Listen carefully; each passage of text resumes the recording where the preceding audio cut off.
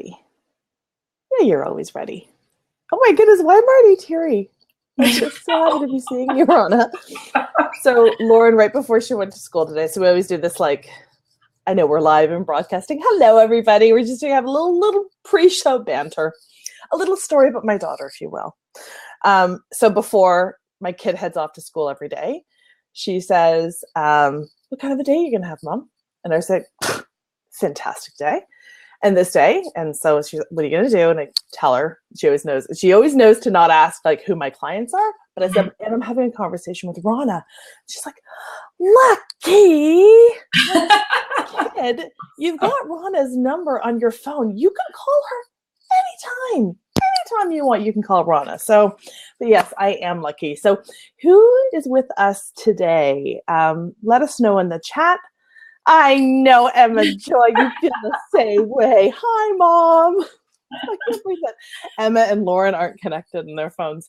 Who's here? Where are you from? And thank you for joining us. We're going to be going live, I guess, via Facebook in about 30 seconds or so.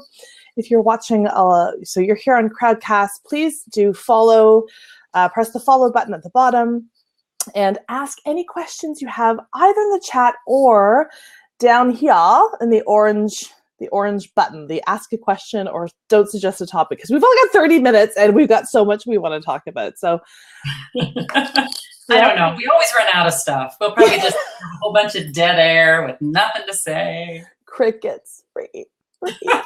Hi, Ronna. Hey, Tanya. Good to be here with you. So if you're watching us from Facebook, come on over to Crowdcast. That's where you're going to be able to ask your questions of our brilliant Ronna Detrick, my dear friend for many, many, many years. Hi, Elsa. Hello, Emma Joy. Hi, Mary. Hi, Mandy. Thank you all for being here. Enjoying this conversation that Ronna and I are going to be having about sacred writing. You are watching In the Spotlight with Tanya Geisler. This is, I guess, my fourth, and it seemed completely insane that I hadn't yet to have a conversation with one of my favorite people in the entire world, Ronna.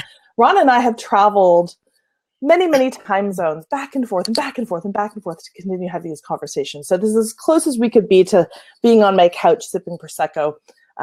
So thanks for joining us, Ronna. I can do it without the Prosecco, but I do like that as well. Yeah, it helps. I mean, it doesn't help. It can hinder anyway.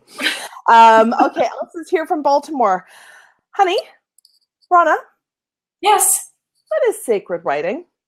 And here's the follow-up question to my question to that. Every single time I write sacred writing, guess what I write instead? Guess what I type? And Mandy has corrected me on this. Mandy Holmes, who's my VA, who's on this call right now. Mm-hmm. Guess what I always write? Well, you know. Go ahead, you know.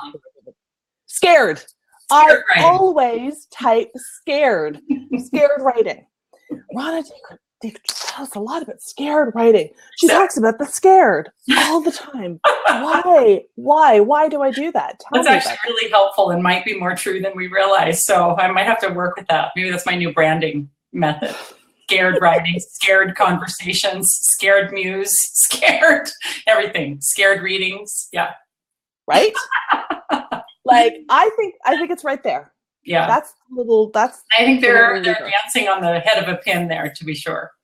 So sacred writing is two things, probably, maybe more, but two that I would say to begin with. One is a product and a service that I'm offering, and I'm happy to talk about that. The other is what I just believe it is that you're doing whenever you step into this kind of writing on your own behalf. I think when we step into self-reflective processes, when we have practices and disciplines and ways in which we can explore our very selves, our souls, our questions, our grief, our disappointment, our desires, all those kinds of things, that is the sacred. I don't know how else to define it or understand it other than that. So no matter what you do or how you write, it's sacred writing. Yay, you're already doing it. Go ahead. Hang on. Is that true though? Because here's what I know. We have been friends for many years, and then we have we are in a writing group together. And I say that my writing becomes sacred once it's gone through a specific process. Now, I wrote a testimonial about, I was going to say scared writing again, because I wrote a testimonial about writing with you. And here's what I wrote. When I work with Ronna on my writing, she takes my hand and guides my words through a flame. We sit side by side and watch as that flame licks away the old beliefs, the shoulds, the supposed tos, and the false narratives. The words that come through the other side are clean, pure, truer than true, and wholly mine. Wholly mine. That's WHOLLY. And then the real writing begins, and it is a truly sacred experience. So I don't think that any writing is like that. There is a way in which you make, and this is where I feel already a little emotional about it.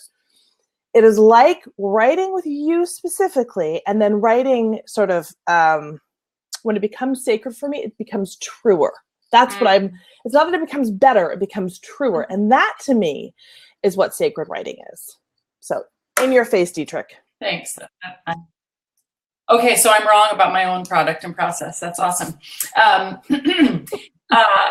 So I would agree with you. And I think, so maybe another way for me to break it down is that I have a process and a practice that I use for myself that may or may not ever make it to our writing group, that may or may not ever make it to my blog, that may or may not ever make it to a book or any form of external publication or seeing by others.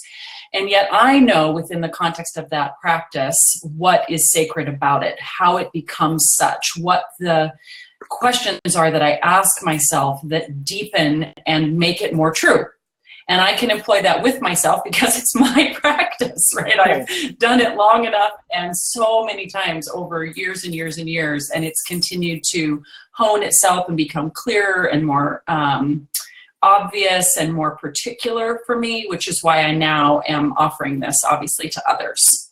So I would agree with you that something really powerful and profound shifts when our writing is seen. And I would probably just say when we're seen, period. Like when we're seen and heard, everything changes, which is exactly what we're afraid of.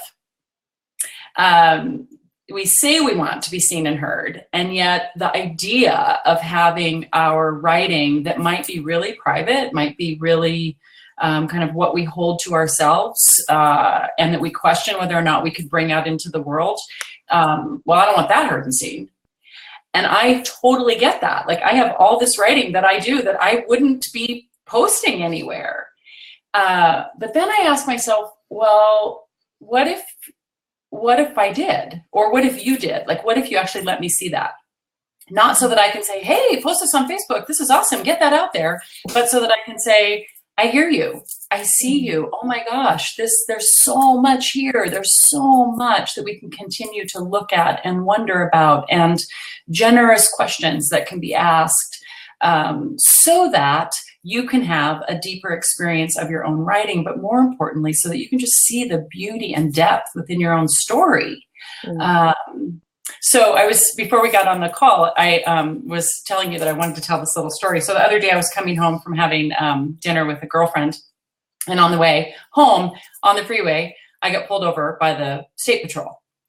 This never happens to me, thankfully. I mean, it has, but I don't like it. Nobody likes it. And I see the red and blue lights flashing behind me, and I'm immediately, my heart starts racing, right? Because I'm like, what did I do? What's happening? I had 2 glasses of wine. What's going on, right? Like, I'm just panicky. Right. And the state patrolman comes over to the passenger side window, and he's like 12 and a half and years old. And he asks for my license and registration and tells me that my tabs have expired. And I say to him, oh my gosh, I had no idea.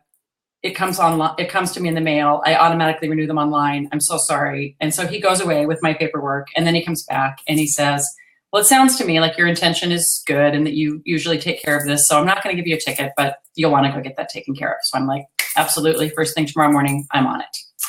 So here's where I think this connects. The idea of letting someone let me say it differently. He could see something I couldn't see. Right? Like I see my car every day. Right. I'm in my car every day. I put stuff in the trunk. I should be able to see the tabs. Not anywhere on my radar. Just a normal thing. that once exposed kindly, he was really nice to me, then now I know what to do. Now I know where to go. I need to drive to the licensing bureau and take care of that. And I think the same is true in this process and in our own writing, our own ability to see ourselves. Like we can other people can see what we can't. And you already know this to be true in your relationships with other people, right? We say really smart things to other people that we can't say to ourselves, right? We treat other people way kindly than we can treat ourselves. And all I'm trying to do is to say, hey, let me do that with you. Let me be those eyes and let me be the ears and let me read between the lines, not to critique, not to tell you I wish that your verb tense was different or that you should have started the paragraph here instead of there. None of that. But so that I can say, look, here's what I see. Here's what I hear. Here's the questions I would have. Here's what I'd love to invite you to. And gosh, how powerful and profound and sacred is this story that you've chosen to share with me? How can I honor it back to you? How can I reflect it back to you so that you can go deeper and further with your own story, but also with your writing? Damn straight. That is delicious. So here's one of the things where I love that story, by the way, of the police officer. Brilliant. Perfect. Something that just came in as you were telling that story. And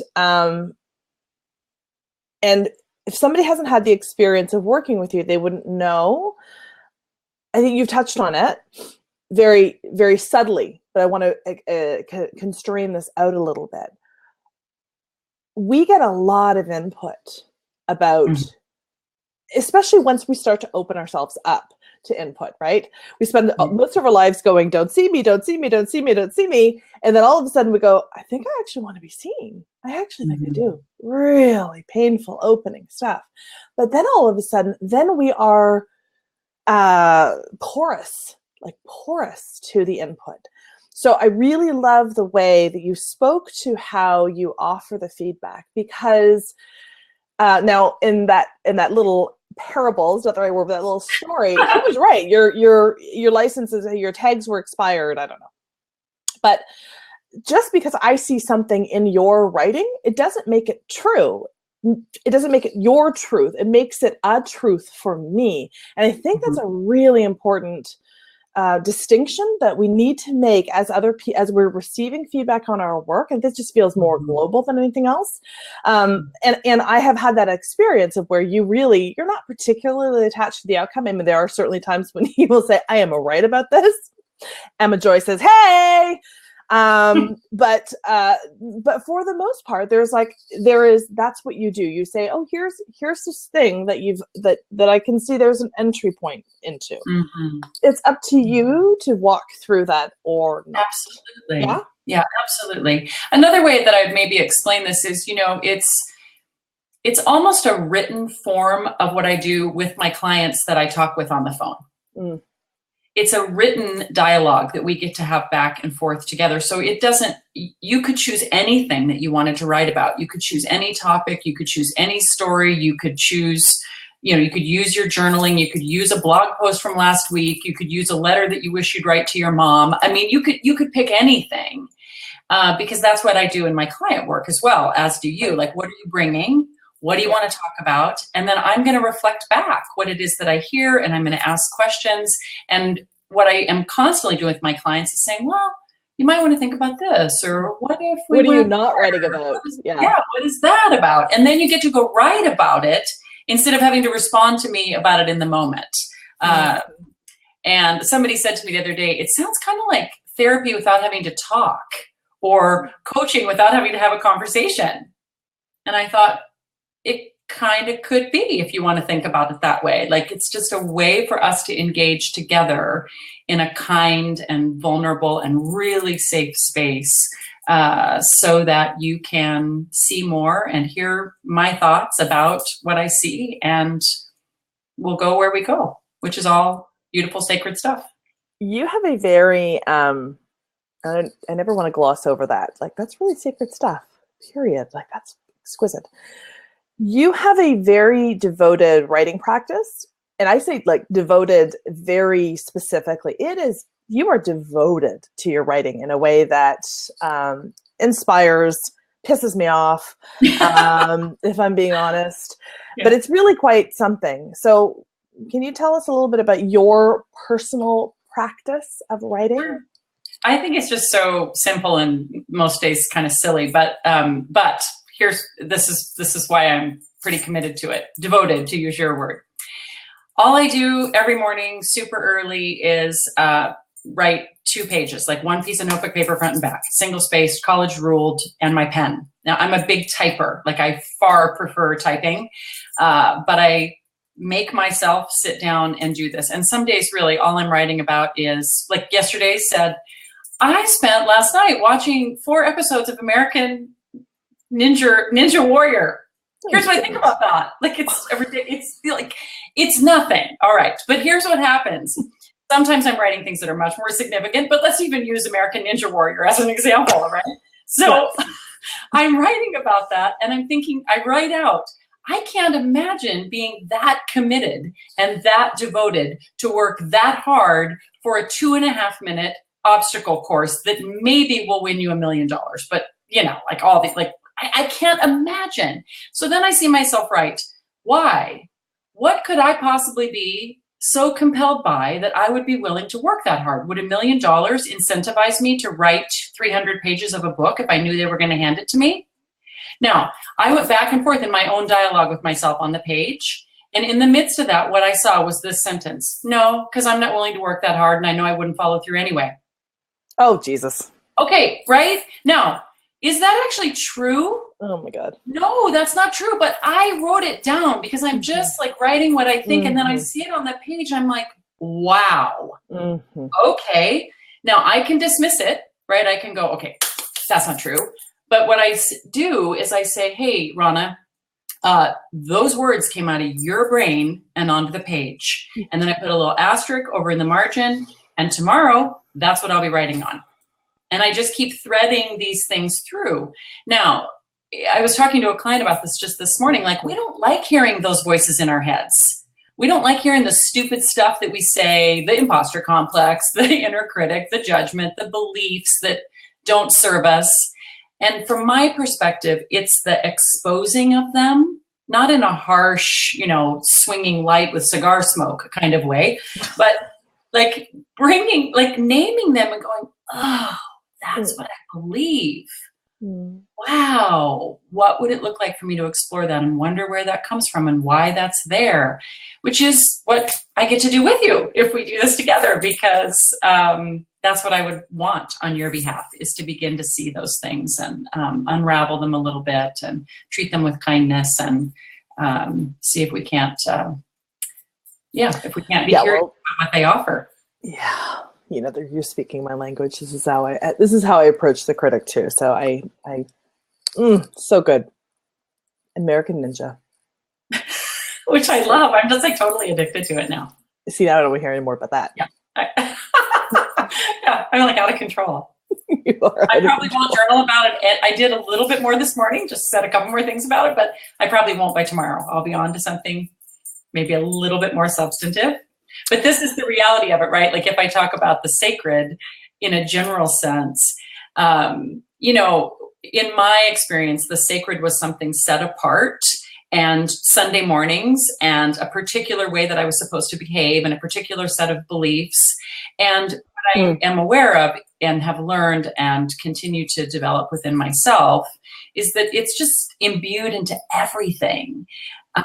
When we see it. And so I can take something goofy like American Ninja Warrior or the police officer that pulls me up. And what I know is there's all kinds of stuff going on there. There's threads all over the place in everything that happens that if I'm curious enough about and kind enough about, I will learn something new and I will draw into a deeper place of wisdom. So. As Garrison Keillor said, it's all material, right? It's all material. It's like just paying attention. Yeah.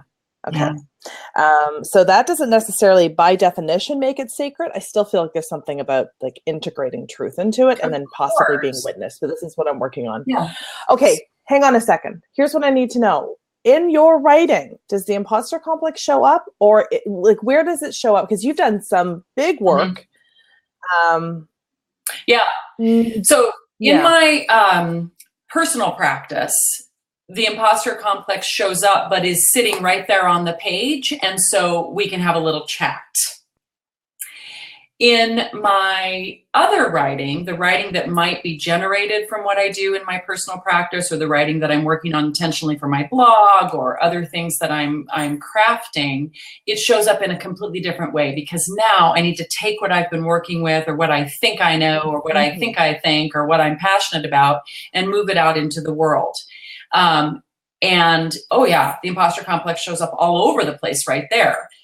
Probably not in the writing itself, like the blog post itself doesn't, I hope, doesn't have the imposter complex in, but the time it took from the writing to the publish, yeah, right? Because then I'm second guessing, then I'm questioning, then I'm thinking, are you going to like what I said? Is it going to make sense to anybody else? Will you unsubscribe? Will you stay? And then the part of me that goes, this is crazy talk. No need to worry about those things. And then I hear the voice that goes, yes, you do. That, right? Like all that craziness. But I've given you tools. You have tools. I do have the tools. I've done the playbook. I've had more conversations and bottles of Prosecco with you than we can count. So yes. And that, I guess that's the thing. The way I feel about my work and what I'm inviting in my clients, and what I think you're doing, is that these aren't things that we fix and then they go away. These are things that are true. We acknowledge them. We say, yep, there you are. Yep, there's that thing. Now it looks a little bit different than it did last time around. That's encouraging, right? Or, wow, that's a new iteration of my craziness. Interesting. Why? Where's that coming from? What's that about? And it's not going anywhere. So let's be friends. Hey there. Mary has a question, and I want to be very honoring of that. Do you have? I can put the earbuds in if you want me to. Yeah, okay. I do.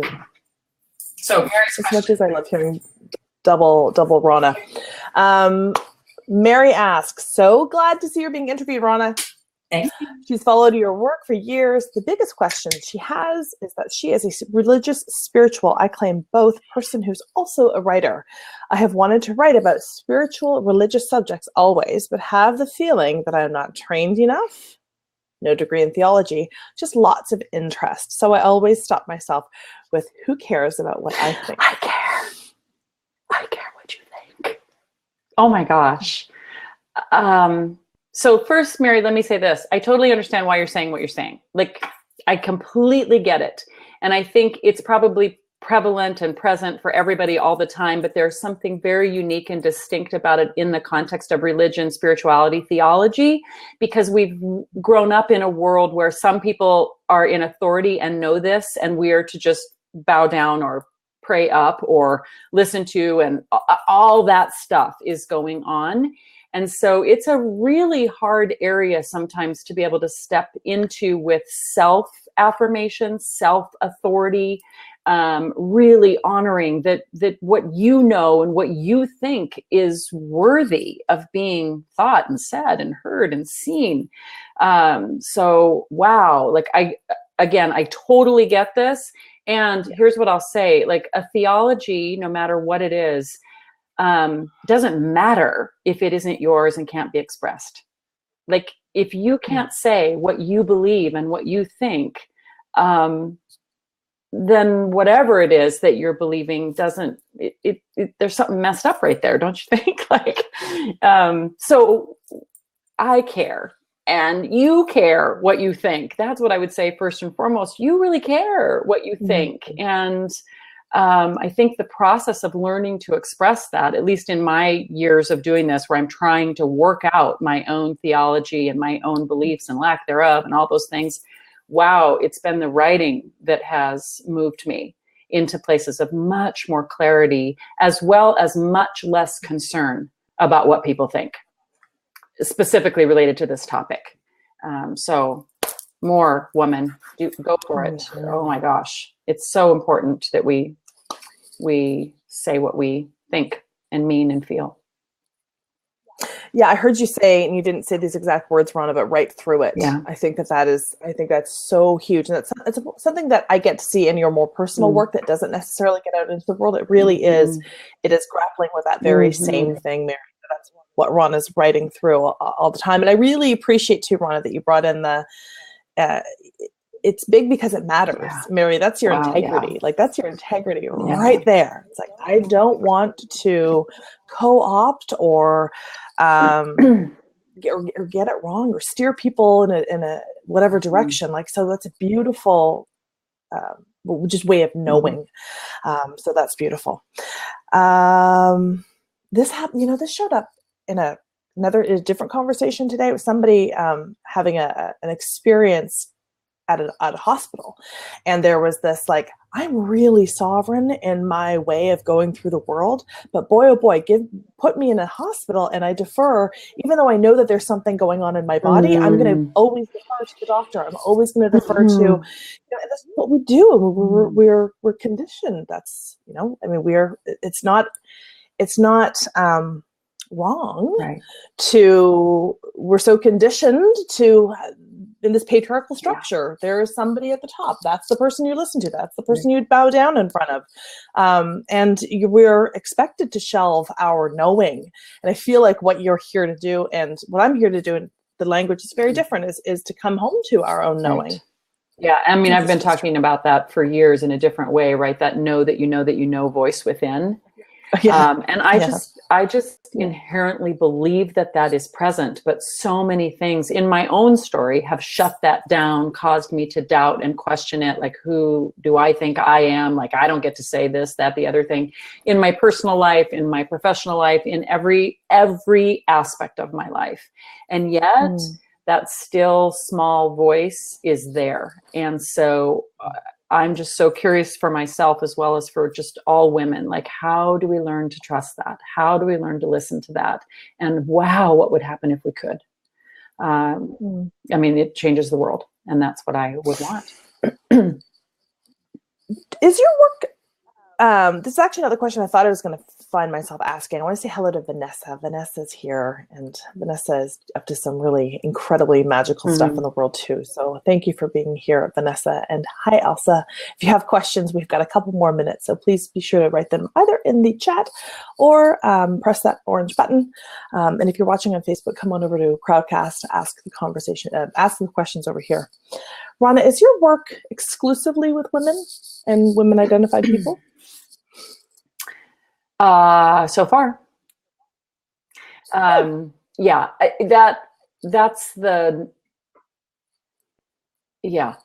done a few sacred readings for men, which I love. I love it when men ask me for one of those, because I'm going to give them a story of a woman. I'm not going to go to a man's story, right? You're getting a woman's story, which is what you should have heard all along, but now's a big opportunity for you. So,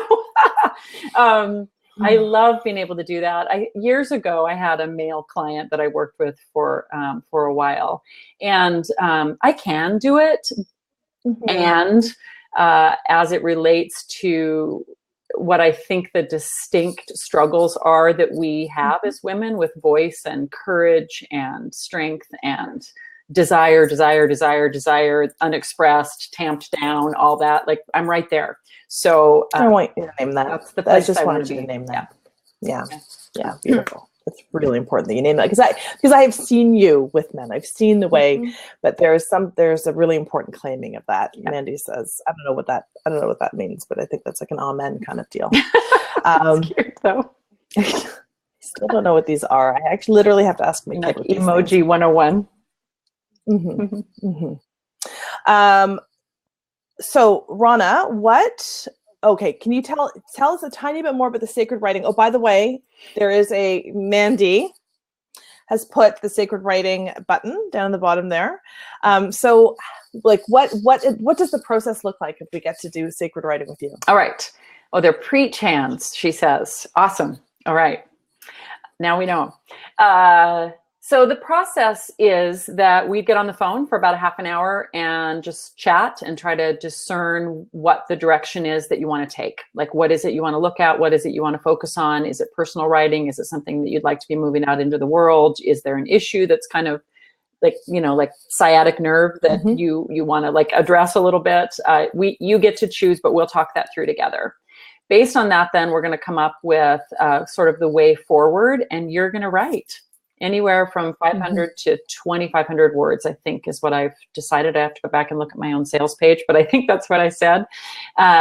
So you could do just a little bit every day. You could work on a whole piece. You can do that however you want to do that. There's no rules. There's nothing. And then you would email that to me. And I'm going to take the time to read through that. And then you're going to see that I'm just going to be writing questions and comments and thoughts and affirmations and blessings and wonderings all the way through that in a different color ink, in, you know, font. I'll change the font color. And then I send that back to you. And now you have something to work with for another round of writing. And we're going to do this back and forth 3 times. And at the end of the process, I'm going to kind of close that down and do some closing comments and give you some thoughts about where I think we would go from here, and offer you a blessing in terms of just the sheer privilege of being able to hold the story and be trusted by you in this way. And I envision, actually, like, I do think that it is something that can easily and well be done well in this one cycle, right? 1 month of this back and forth. I also think it will be a really powerful process for people ongoing, right? That it is just the way in which you are stepping into your own transformation and growth and healing in this particular context with me. So beautiful. So what is one thing that people can, what is one thing that they can do today to have their writing be more sacred today? That's a good question. I wish you told me that earlier, so I could have come up with a really pithy, profound. You got it. You got it. One thing that you can do today as it relates to your writing is you could look back at something that you journaled this morning or yesterday and look at it one more time with a spirit of curiosity, and ask yourself what's maybe between the lines that didn't get addressed. What's a question, if someone else handed it to you, what's a question that you would ask based on what you see on that page? And then just write another paragraph or 2 based on about the question you would have of yourself, but imagining it to be someone else's eyes and ears. Beautiful, because it's sacred. Because what makes it sacred is being the seeing and the truth. Absolutely. Preach. Thank you for being here, my darling. Thank you for having me. Always, always, always sacred time with you. Next week, do you know Stacey Jordan Shelton? She's going to be my guest. I don't know her. Tremendous. Awesome. You will have to come check it out. We're going to be talking about unraveling. So everybody watching, please follow, and that way you'll be notified when we've got next in the spotlight. And RonnaDetrick.com. That's where you find our Ronna. And the sacred writing offer is down below. To be certain, please check it out. Ronna has been core to my writing. And I give thanks for you every single week, to be certain, and largely every single day. Thank you. Thank you, everybody, for being here. Okay. Bye.